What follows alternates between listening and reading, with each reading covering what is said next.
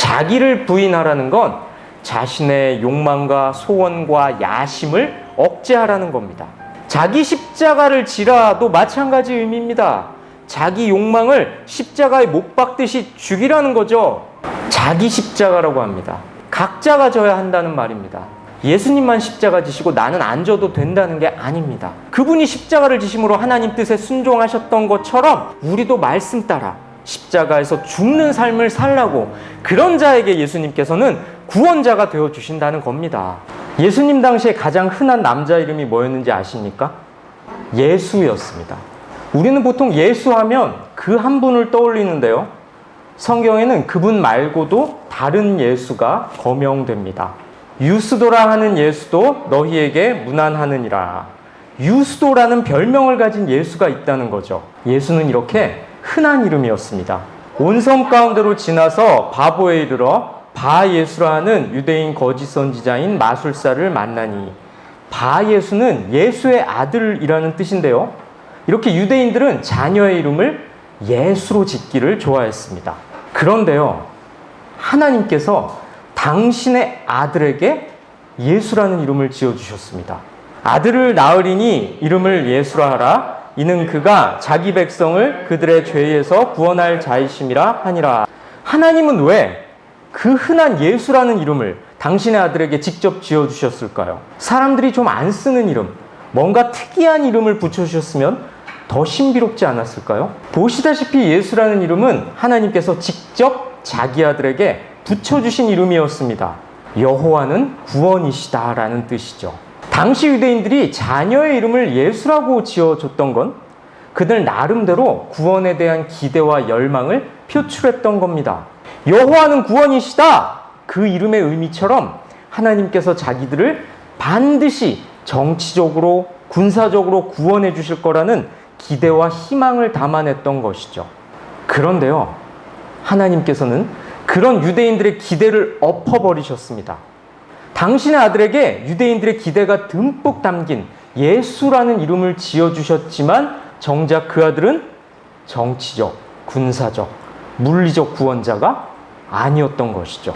예수라는 이름을 가진 당신의 아들이 사람들의 기대와는 완전히 다른 십자가의 길을 가는 것을 보여줌으로써 세상 사람들의 구원관, 메시아관을 완전히 뒤집어 엎어버리신 겁니다. 내 아들 예수가 그 이름처럼 너희들을 구원할 자가 맞지만 너희들이 기대하는 그런 정치적, 군사적 구원이 아니라 죄로부터 구원할 자다, 이 사실을 천명하신 것이죠.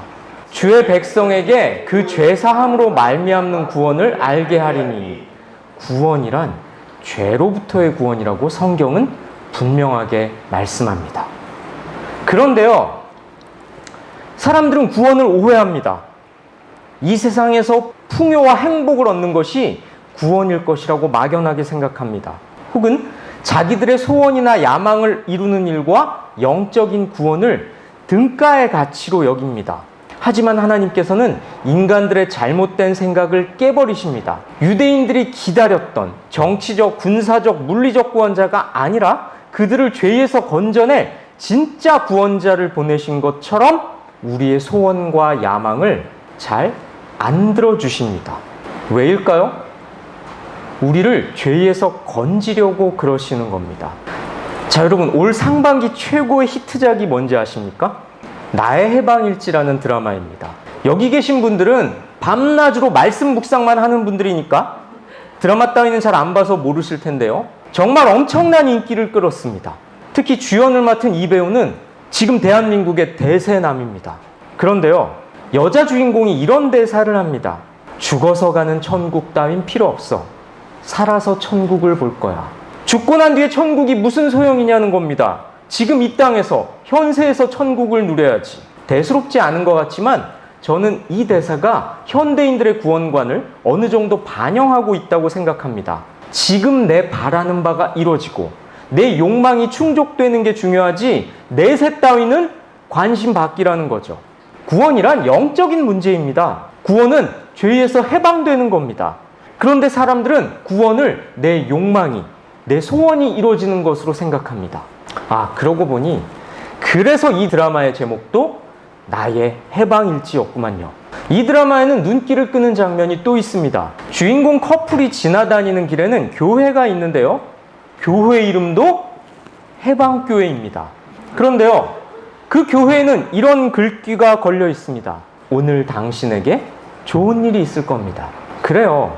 답답한 일상 속에서 소소하게 일어나는 좋은 일들을 바라는 삶, 소박한 행복을 바라는 정겨운 덕담 아니냐, 이렇게 볼 수도 있을 겁니다. 그런데요, 저는 굳이 교회가 이런 문구들을 대외적으로 보여준다는 건 그만큼 영적인 문제, 나아가 구원의 문제가 가볍게 취급되고 있는 이 현실을 반영하고 있다고 생각합니다. 어쩌면 드라마 작가는 이 점을 놓치지 않고 예리하게 포착해낸 건지도 모르겠네요. 구원이란 영생이냐 영벌이냐의 문제, 우리가 한평생을 사는 동안 가장 심각하게 생각해야 할 문제입니다.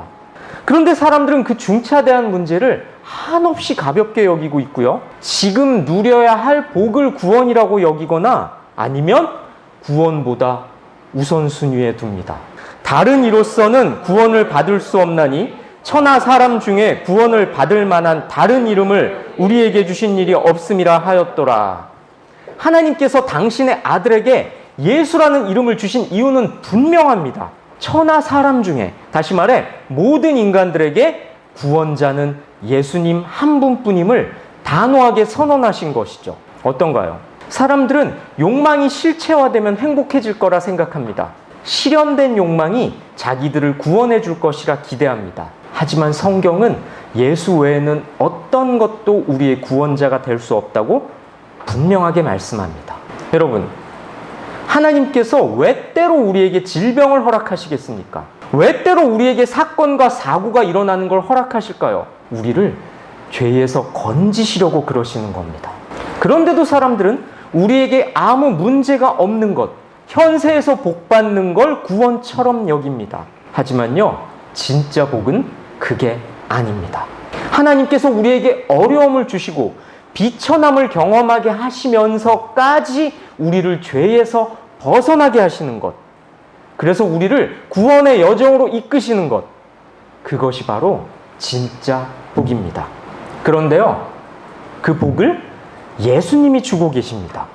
누가 정죄하리요? 죽으실 뿐 아니라 다시 살아나신 이는 그리스도 예수시니 그는 하나님 우편에 계신 자요 우리를 위하여 간구하시는 자시니라. 예수님께서 지금도 살아서 우리를 위해 간구하고 계신다고 합니다. 아니, 예수님이 우리를 위해 기도하신다고요? 그것도 하늘에서? 하나님 보좌 우편에서? 이 말씀은 예수님께서 우리 인간들이 하는 방식의 기도를 하신다는 뜻이 아니고요. 우리를 죄에서 벗어나게 하시려고 우리 삶에 간섭하신다는 겁니다. 우리를 죄에서 건지시려고 우리 재산을 없애실 수도 있고요. 우리의 건강을 치실 수도 있습니다. 원치 않는 사건이나 사고가 일어날 수도 있겠죠.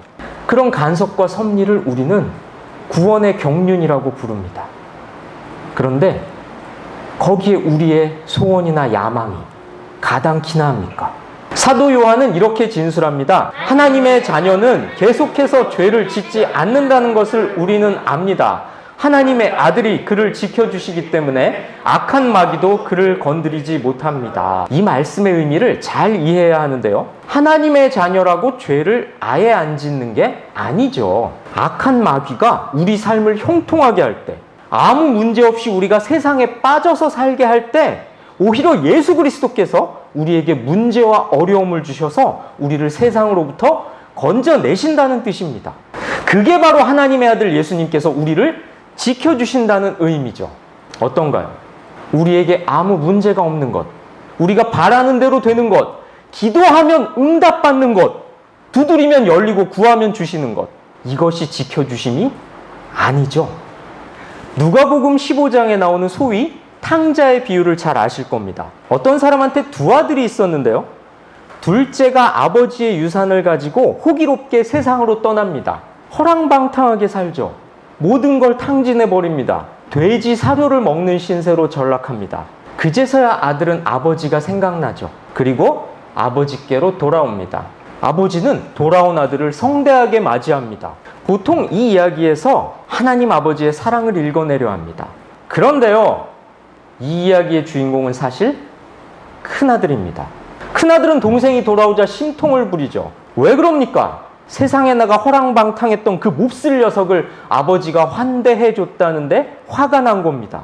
자, 그런데요, 잘 생각해 보세요. 큰아들이 화를 냈다는 건 아버지의 재산을 가지고 밖에 나가 허랑방탕 노는 게 좋은 거다, 이렇게 마음속으로 전제하고 있었던 겁니다. 난들 놀고 싶지 않았겠냐? 목적이 있으니까 참고 있었다, 이런 속내를 드러내고 만 거죠. 자, 그렇다면 큰아들이 아버지 곁에 붙어 있었던 이유가 뭐겠습니까? 아버지가 좋아서가 아니라 아버지의 유산을 차지하기 위해서였던 겁니다. 여러분, 여기에 기독교 신앙의 핵심이 담겨 있다고 해도 과언이 아닙니다. 기독교 신앙은 아버지가 가진 것을 얻어내기 위해 아버지에게 아부를 하는 게 아닙니다. 이 자체가 신앙이 아니죠. 아버지를 섬긴다고 하지만 그 아버지가 가진 소유를 얻어내기 위해 억지로 종교 행위에 묶여 있는 것, 이건 그냥 불신앙입니다.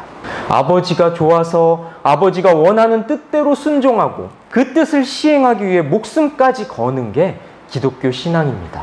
그렇다면 우리가 하는 모든 일이 만사형통하는 게 결코 신앙생활에 도움이 되는 게 아님을 깨달으셔야 합니다.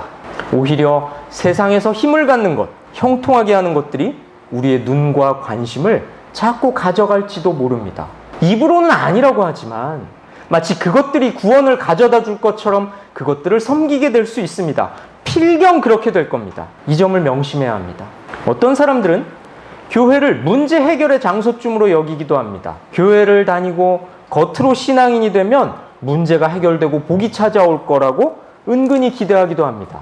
이런 분들 중에는 기도조차 떼쓰듯이 하는 분들이 많습니다. 내 욕구대로 이뤄달라는 것이죠. 금식하면서 마치 하나님께 시위하듯이 기도합니다. 자, 그래도 문제가 해결되지 않으면 어떻게 합니까? 교회를 떠납니다. 그런데요, 예수님은 어떻게 기도하셨나요? 이르시되 아빠 아버지여, 아버지께는 모든 것이 가능하오니 이 잔을 내게서 옮기시옵소서. 그러나 나의 원대로 마시옵고 아버지의 원대로 하옵소서 하시고, 이 기도의 핵심은 아버지께서 원하시는 것을 내가 행하게 해달라는 겁니다. 십자가에 달려 죽는 게 하나님의 뜻에 순종하는 것임을 잘 알고 계셨죠. 그러하기에 예수님은 당신의 뜻을 관철시키겠다고 기도하신 게 아니라 당신의 뜻을 하나님의 뜻에 굴복시키기 위해 기도하셨습니다. 예수님의 기도는 순종하시기 위한 기도였습니다. 예수님의 기도는 우리가 드릴 기도의 본이죠. 기도란 기도 내용대로 결과물이 나오는 자동 판매기가 아닙니다. 주님의 뜻에 순종하겠다는 의지를 다지는 것이죠. 기도에는 기도하는 사람의 신앙이 그대로 투영되는 것 같습니다. 내가 원하는 걸 얻어내겠다고, 끝장을 보고야 말겠다고 부르짖는 건 기도가 아니고요. 마찬가지로 원하는 것을 얻기 위해 잠시 예배에 참석해주고 헌금해주고 봉사해주는 건 신앙이 아닙니다. 하나님께서 주실 떡고물을 기대하며 교회를 드나드는 건 위선이고 외식입니다. 하나님 믿는 척하는 것에 불과합니다.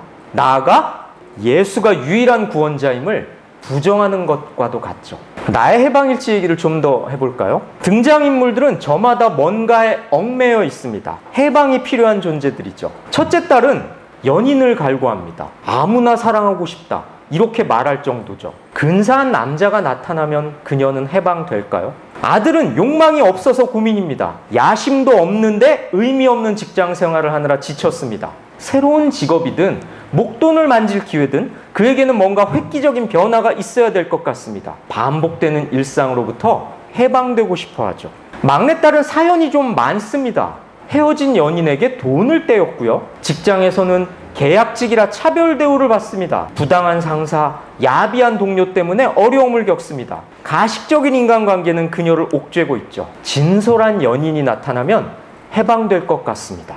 그리고 주인공 구씨, 어둠의 세계에 살던 사람입니다. 게다가 알코올 중독자죠. 무슨 일이 있어서 몸을 피해 있는 중입니다. 구씨는 뭘로 인해 해방을 맛보게 될까요? 자, 이렇게 드라마는 지쳐있는 인간 군상을 그려냅니다. 그리고 이들에게 그 무언가로부터의 해방이 필요함을 잔잔한 영상으로 그려냅니다. 자, 그런데요, 그래서 대체 뭐가 해방시켜 줄 거냐? 이 부분에 대해서 드라마는 명쾌하게 답하지는 못합니다. 뭐 당연하겠죠. 어쩌면 크고 작은 일상의 문제들, 세상의 것들에 매여 있는 우리 인생들에게 그것들이 해결되면 너희는 자유로워질 거다. 너희는 해방될 거다. 이런 식의 메시지를 은근히 주고 있는 건 아닐까요? 그런데요, 하나님은 단호하게 말씀하십니다. 우리 인생들에게 예수 이외에 다른 해방자, 다른 구원자를 주신 적이 없다고 말입니다. 바울 사도는 이렇게 훈계합니다. 그러므로 너희가 그리스도와 함께 다시 살리심을 받았으면 위의 것들을 찾으라. 그리스도께서 하나님 우편에 앉아 계시느니라. 위의 것을 생각하고 땅의 것을 생각하지 말라. 땅의 것, 육의 것들에 창념하지 말고 그리스도께서 계신 하늘의 것을 추구하라. 하늘나라를 소망하라고 말입니다.